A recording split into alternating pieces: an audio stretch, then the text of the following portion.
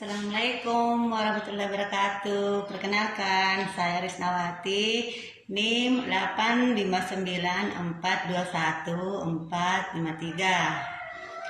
Nah, pada video kali ini saya akan membahas peran filsafat ilmu dan memperkuat ilmu pendidikan.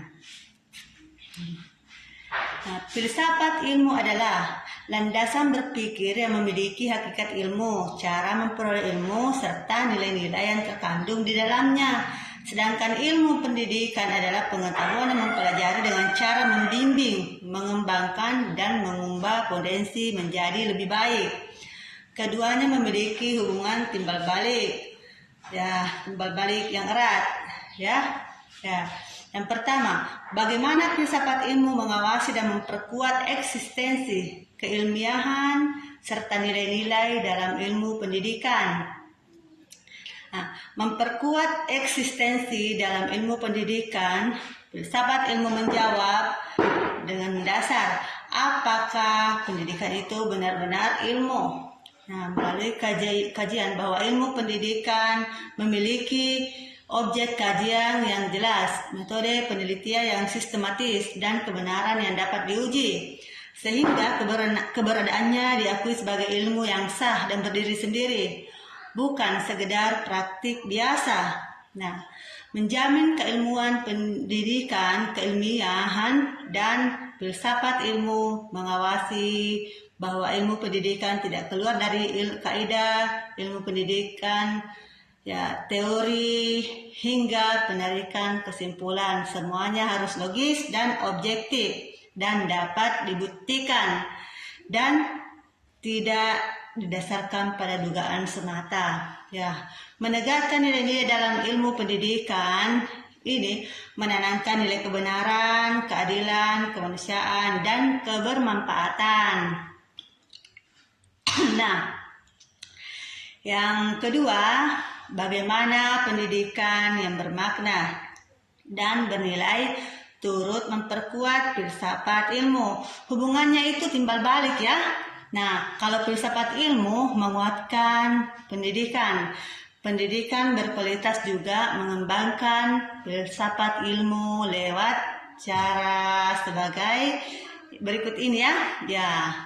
Nah, melahirkan berbagai permasalahan baru yang menuntut jawaban mendasar yang kemudian mendorong para ahli untuk meninjau ulang, mengembangkan teori-teori filsafat ilmu.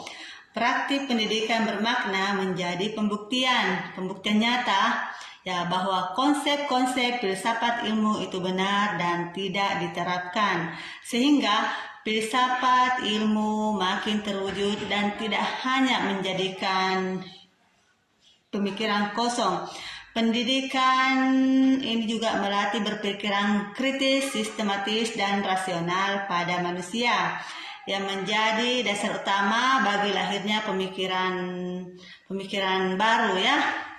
Nah, selanjutnya kita akan menjelaskan mengapa filsafat ilmu dapat disebut dalam membahas ilmu pendidikan. Karena filsafat ilmu memiliki 3 cabang utama yang tidak bisa membedah, ya, masalah pendidikan sampai ke akar-akarnya, yaitu antiologi, epistemologi, dan antologi, ya.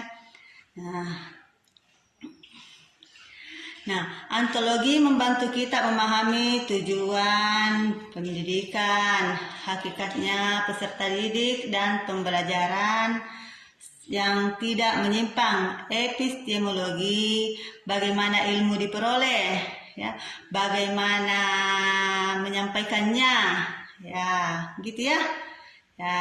Membantu menentukan metode mengajar, strategi pembelajaran, dan cara menilai. Nah, kemudian aksiologi, yaitu untuk apa pendidikan itu dilakukan. Nah, menjamin pendidikan tidak sekedar mentransfer pengetahuan, tapi juga membentuk karakter yang leluhur bagi peserta didik. Nah, contoh konkret filsafat ilmu dalam praktek pendidikan. Nah, dalam kebijakan pendidikan. Penetapan fokus tujuan pendidikan nasional yang berfokus pada pembentukan manusia yang beriman, cerdas, berakhlak, dan mulia dalam kurikulum Merdeka yang saat ini kita terapkan ya. Ya, yang memberikan kebebasan sekolah dan guru menyelesaikan materi dalam kebutuhan peserta didik. Ya, hal ini lahir dari pemikiran epistemologi dan cara belajar yang efektif. Nah, serta ontologi yang mengakui bahwa setiap peserta didik memiliki potensi yang berbeda-beda.